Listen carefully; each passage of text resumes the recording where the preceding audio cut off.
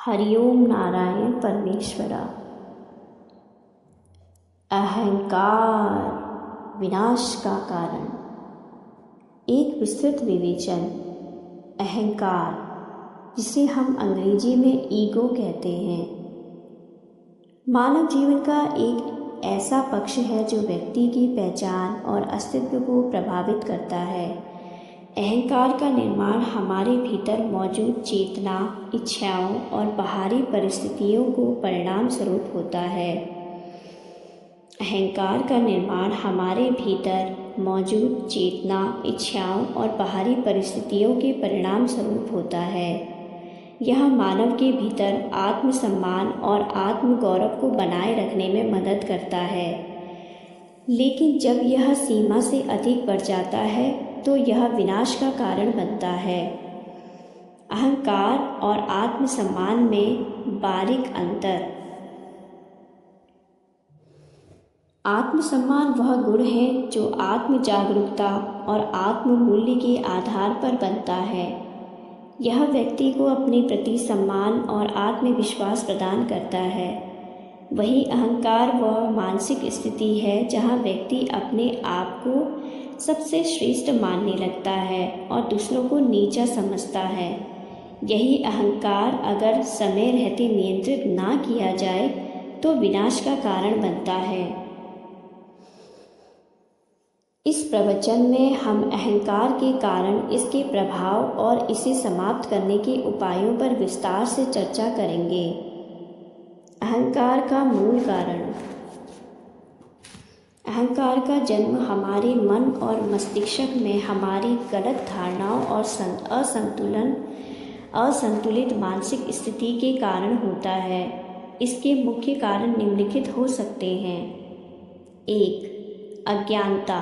जब व्यक्ति को अपने जीवन और ब्रह्मांड के सत्य का ज्ञान नहीं होता तो वह अपने सीमित ज्ञान को और क्षमताओं को ही सर्वश्रेष्ठ मानने लगता है।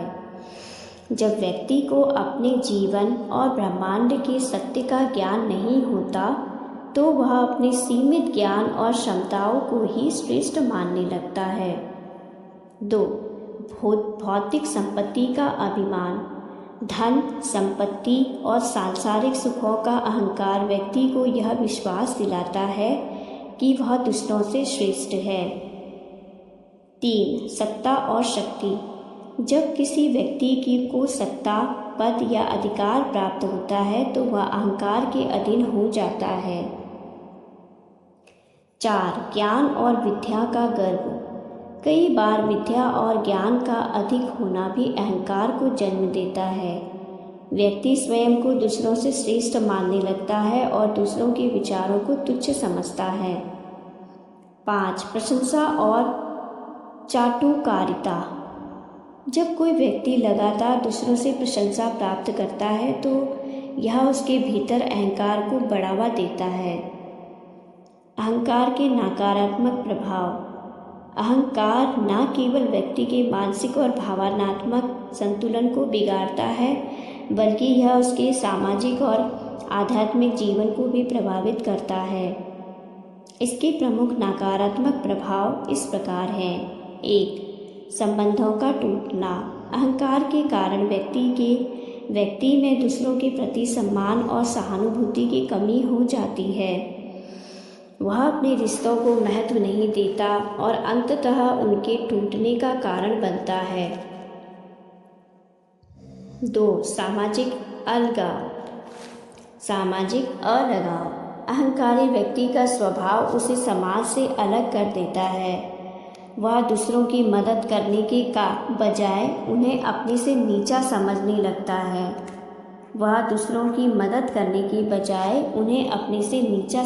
लगता है। 3. आध्यात्मिक पतन। अहंकार व्यक्ति को आत्मज्ञान और ईश्वर के समीप जाने से रोकता है। यह उसे अपनी आंतरिक चेतना से दूर ले जाता है। 4. कार्य और निर्णय में बाधा। अहंकारी व्यक्ति के लिए सही निर्णय लेना कठिन हो जाता है क्योंकि वह अपनी योग्यता से अधिक विश्वास करता है और दूसरों की सलाह को अनदेखा करता है। 5. विनाश का कारण। इतिहास में कई उदाहरण हैं जहाँ व्यक्तियों और सभ्यताओं का पतन अहंकार के कारण हुआ है। रावण, दुर्योधन और कौरव जैसे पात्र इस बात के साक्ष्य हैं। अहंकार और विनाश के ऐतिहासिक उदाहरण। रावण का अहंकार। रामायण में रावण का अहंकार उसके विनाश का मुख्य कारण था। रावण ने अपनी शक्ति और ज्ञान पर इतना गर्व किया कि उसने माता सीता का अपहरण किया और भगवान राम से युद्ध किया। यह अहंकार ही उसके पतन का कारण बना। दुर्योधन का अभिमान। महाभारत में दुर्योधन का अहंकार और उसके भाइयों का समर्थन उसके विनाश का कारण बना। उसने पांडवों को नीचा दिखाने के प्रयास में धर्म और न्याय का उल्लंघन किया। 3. नादिर शाह और चंगेज खान। इतिहास में कई शासकों ने अपनी शक्ति के अहंकार में मानवता का विनाश किया। उनका अत्याचार और निर्दयता उनके पतन का कारण बना। 4. आधुनिक संदर्भ। आज के समय में भी अहंकार के कारण व्यक्ति, परिवार और यहाँ तक कि देशों के बीच तनाव और युद्ध उत्पन्न हो जाते हैं। आज के समय में भी अहंकार के कारण व्यक्ति, परिवार और यहाँ तक कि देशों के बीच तनाव और युद्ध उत्पन्न हो जाते हैं। अहंकार को समाप्त करने के उपाय। 1. आत्म जागरूकता। व्यक्ति को अपने भीतर झांकने और अपनी कमजोरियों को पहचानने की आवश्यकता है। आत्मविश्लेषण और आत्म अवलोकन अहंकार को नियंत्रित करने में मदद करते हैं। 2. विनम्रता का अभ्यास। विनम्रता और सरलता का पालन करने से अहंकार कम होता है। दूसरों के प्रति सहानुभूति और दया का भाव व्यक्ति को अहंकार से मुक्त करता है। 3. सद्गुरु का मार्गदर्शन। सद्गुरु का मार्गदर्शन।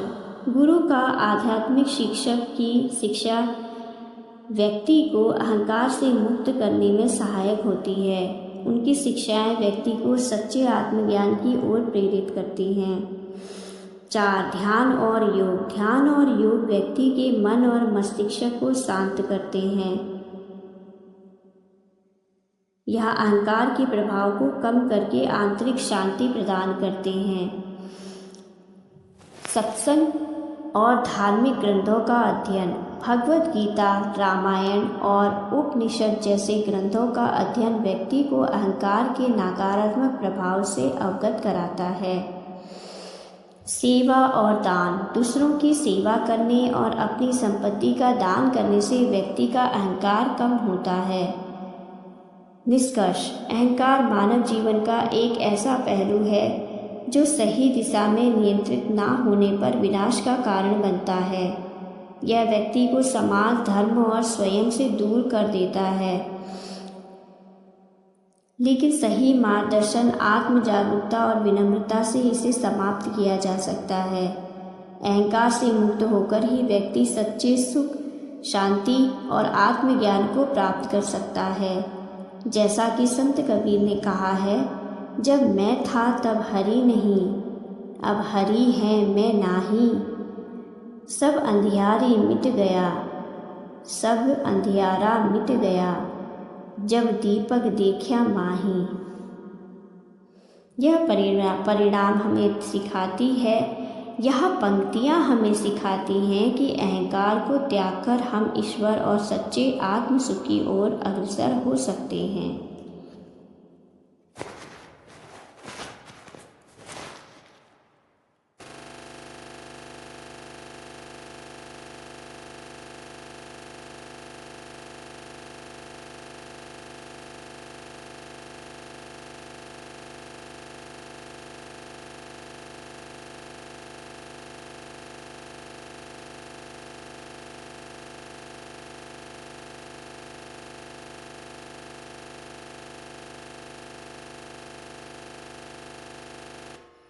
अहंकार का परिणाम अत्यंत नकारात्मक और विनाशकारी हो सकता है।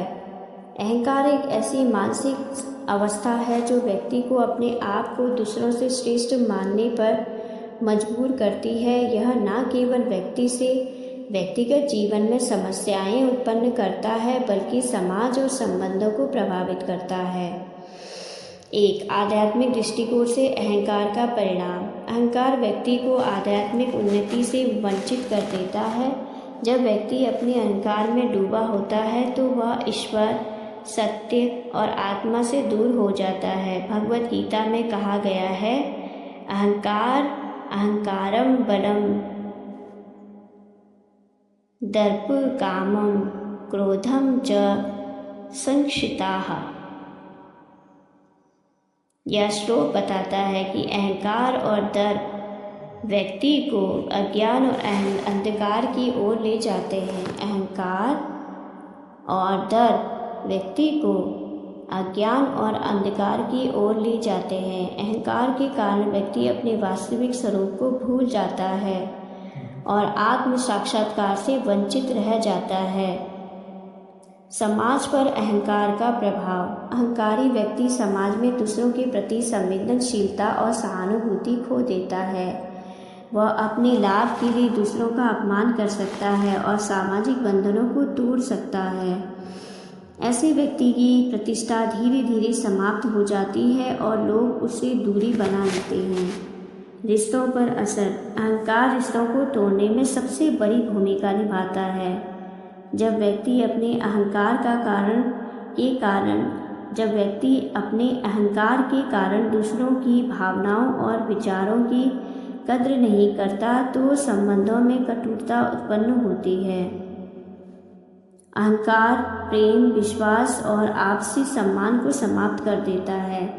मानसिक और शारीरिक स्वास्थ्य पर असर। अहंकार मानसिक तनाव का मुख्य कारण बनता है। जब व्यक्ति अपने अहंकार को बनाए रखने के लिए अत्यधिक प्रयास करता है तो उसे चिंता, डिप्रेशन और अन्य मानसिक समस्याओं का सामना करना पड़ता है। इसके अलावा यह शारीरिक समस्याओं जैसे उच्च रक्तचाप और हृदय रोग का कारण भी बन सकता है। पतन की ओर ले जाने वाला मार्ग। इतिहास और धर्म ग्रंथों में ऐसे कई उदाहरण मिलते हैं जहां अहंकार ने महान व्यक्तियों और राजाओं को पतन की ओर धकेला।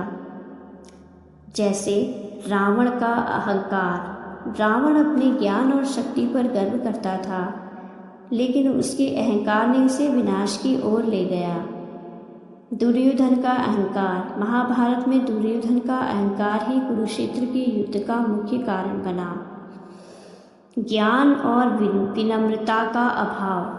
अहंकार व्यक्ति को यह समझने से रोकता है कि ज्ञान और विनम्रता ही सच्ची महानता का मार्ग है। अहंकारी व्यक्ति दूसरों की सलाह को नकार देता है, जिससे वह अपनी गलतियों को सुधारने में असमर्थ रहता है। ईश्वरीय कृपा से वंचित होना। अहंकार व्यक्ति को ईश्वरीय कृपा से वंचित कर देता है। भगवान उन व्यक्तियों पर अपनी कृपा बरसाते हैं जो विनम्र और अहंकार रहित होते हैं। तुलसीदास जी ने कहा है, जहाँ सुमति तहाँ संपत्ति नाना, जहाँ कुमति तहाँ विपत्ति निदाना। जहाँ सुमति तहाँ संपत्ति नाना, जहाँ कुमति तहाँ विपत्ति निदाना। अहंकार कुमति का रूप है जो व्यक्ति को संकट में डालता है। अहंकार का अंत। अहंकार को समाप्त करने का एकमात्र उपाय है आत्मज्ञान, नम्रता और सेवा भाव। व्यक्ति को यह समझना चाहिए कि जीवन क्षणभंगुर है और सब कुछ ईश्वर की देन है। अहंकार त्याग कर ही व्यक्ति सच्चे सुख और शक्ति का अनुभव कर सकता है। निष्कर्ष। अहंकार का परिणाम हमेशा नकारात्मक होता है। यह व्यक्ति को न केवल व्यक्तिगत और सामाजिक स्तर पर हानि पहुंचाता है, अपितु उसकी आत्मा को भी अज्ञान और अंधकार में डुबो देता है। विनम्रता आत्मज्ञान और ईश्वर पर विश्वास से ही अहंकार को नियंत्रित किया जा सकता है।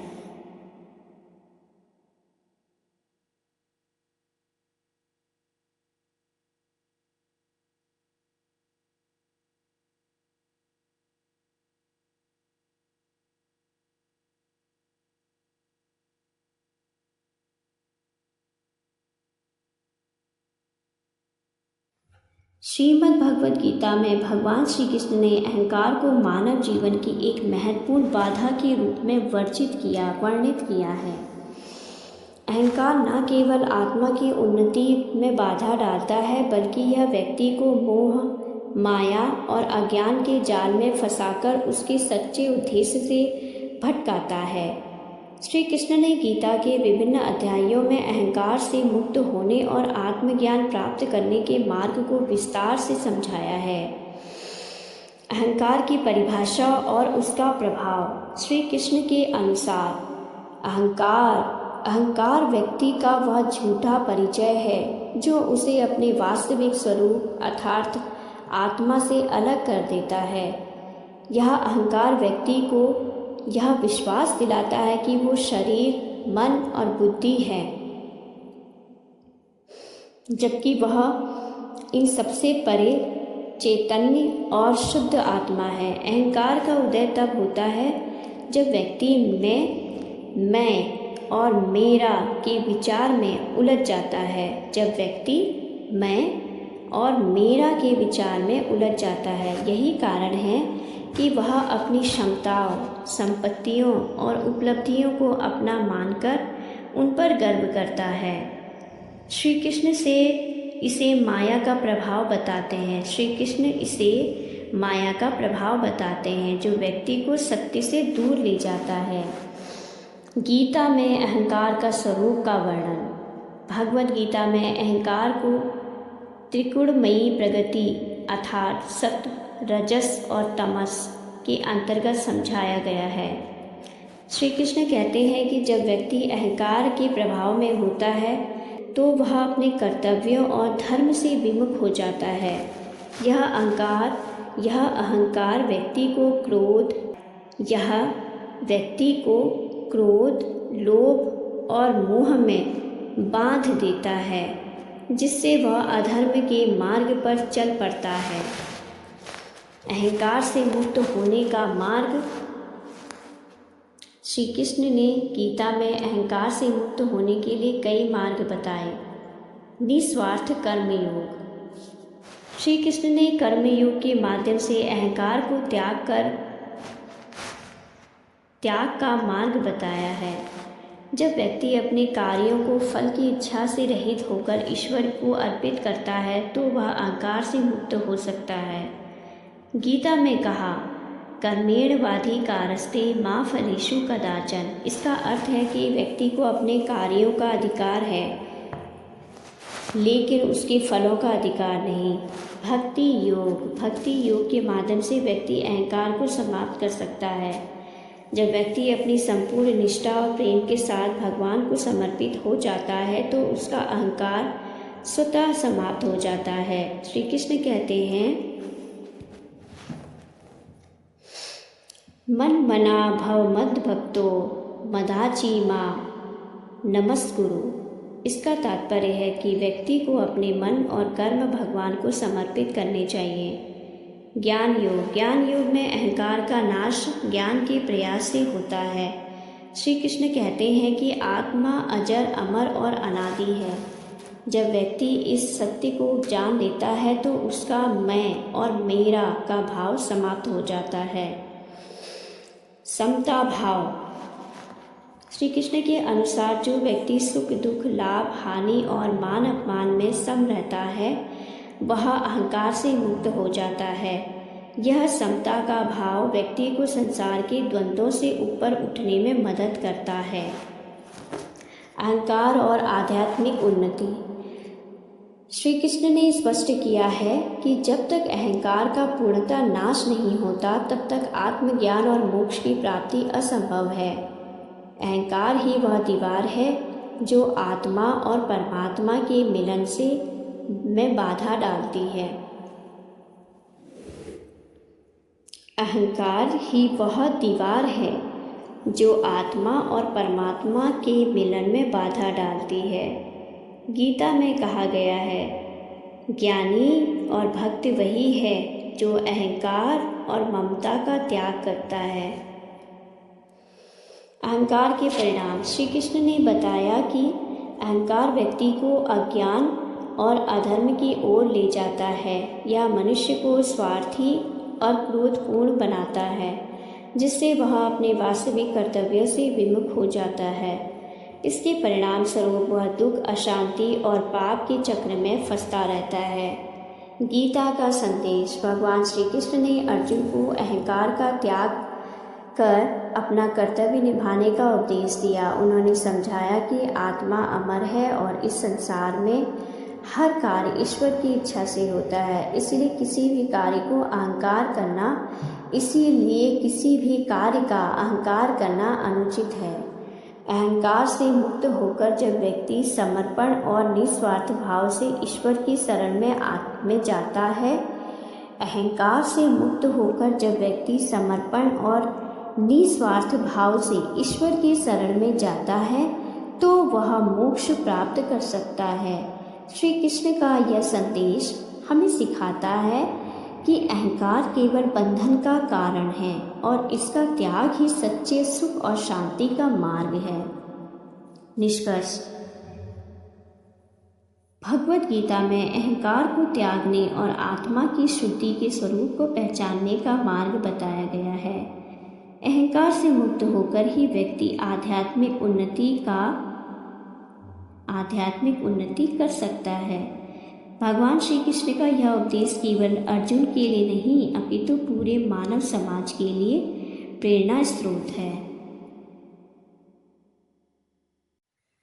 रावण और दुर्योधन दोनों ही भारतीय महाकाव्यों में ऐसे पात्र हैं जो अहंकार और सत्ता की भूख का प्रतीक है। रावण का उल्लेख रामायण में किया गया है, जबकि दुर्योधन महाभारत का प्रमुख खलनायक है। दोनों के अहंकार ने न केवल उनके व्यक्तिगत जीवन को बर्बाद किया, अपितु उनके साम्राज्य और परिवारों को भी विनाश की ओर धकेल दिया। इस निबंध में हम रावण और दुर्योधन के अहंकार के कारण हुए दुष्परिणामों का विस्तार से विश्लेषण करेंगे। रावण का अहंकार और उसका परिणाम। रावण का चरित्र और अहंकार। रावण लंकापति था और उसकी विद्वता, पराक्रम और शक्ति का वर्णन भारतीय ग्रंथों में किया गया है। वह अत्यंत शक्तिशाली और कुशल योद्धा था, लेकिन उसकी सबसे बड़ी कमजोरी उसका अहंकार था। उसे अपनी शक्ति, विद्या और अपार बल पर इतना गर्व था कि उसने स्वयं को देवताओं से भी श्रेष्ठ समझा। यही अहंकार उसके पतन का कारण बना। सीता हरण और उसकी भूमिका। रावण ने अपनी बहन शूर्पणखा के अपमान का बदला लेने और अपनी शक्ति का प्रदर्शन करने के लिए माता सीता का अपहरण किया। यह कार्य उसके अहंकार का स्पष्ट उदाहरण था। उसने यह सोच लिया था कि भगवान जैसे वनवासी उससे युद्ध में जीत नहीं सकते। सीता हरण ने राम और रावण के बीच उस युद्ध की नींव रखी जो लंका के विनाश का कारण बना। विभीषण की अवहेलना। रावण का अहंकार इतना बढ़ गया था कि उसने अपने छोटे भाई विभीषण की सलाह को नकार दिया। विभीषण ने रावण को कई बार समझाने की कोशिश की कि वो राम से क्षमा मांग ले और सीता को लौटा दे, लेकिन रावण ने अपने अहंकार के कारण विभीषण को अपमानित करके लंका से बाहर निकाल दिया। विभीषण ने अंततः राम का साथ दिया, जिससे रावण की हार निश्चित हो गई। लंका का विनाश। रावण के अहंकार ने न केवल उसे मृत्यु तक पहुंचाया, बल्कि उसकी लंका, जो सोने की नगरी कहलाती थी, भी जलकर राख हो गई। उसने अपनी प्रजा और परिवार को भी विनाश की ओर धकेल दिया। मेघनाद, कुंभकर्ण और रावण के अन्य वीर पुत्र भी युद्ध में मारे गए। दुर्योधन का अहंकार और उसका परिणाम। दुर्योधन का चरित्र और स्वाभिमान। दुर्योधन कुरुवंश का उत्तराधिकारी था। दुर्योधन कुरुवंश का उत्तराधिकारी था। वह एक महान योद्धा और कौरवों का नेतृत्व करने वाले व्यक्ति था, लेकिन उसके स्वाभिमान ने जल्दी ही अहंकार का रूप ले लिया। वह पांडवों को अपना शत्रु मानता था और उनके प्रति ईर्ष्या से भरा हुआ था।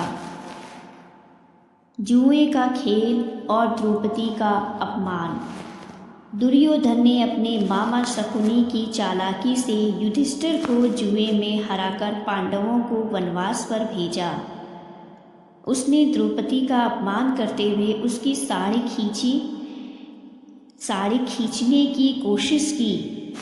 उसने द्रौपदी का अपमान करते हुए उसकी साड़ी खींचने की कोशिश की।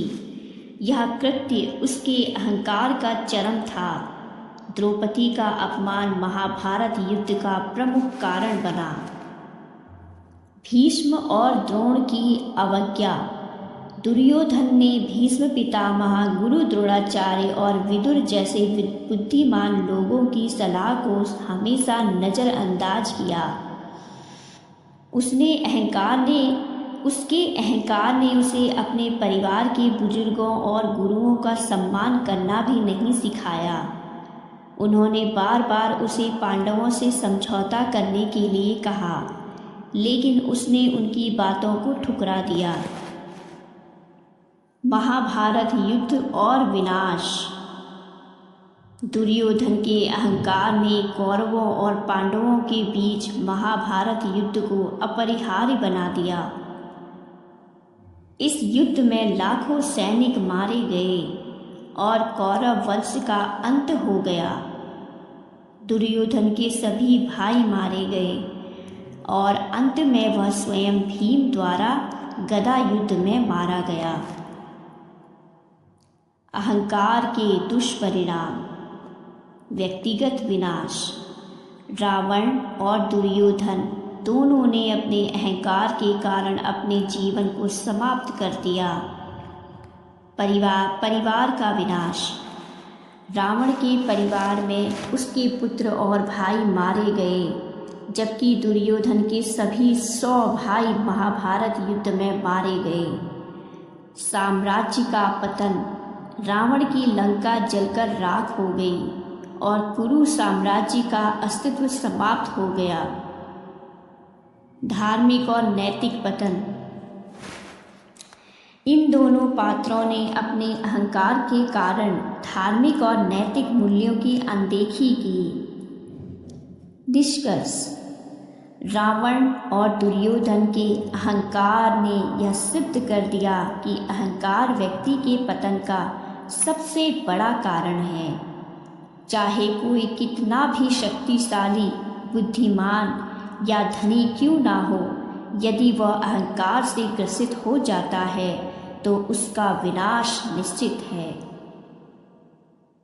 इन कहानियों से यह शिक्षा मिलती है कि जीवन में विनम्रता और दूसरों का सम्मान सबसे महत्वपूर्ण है। अहंकार केवल विनाश की ओर ले जाता है, जबकि सद्गुण और सहिष्णुता समाज में शांति और समृद्धि लाते हैं।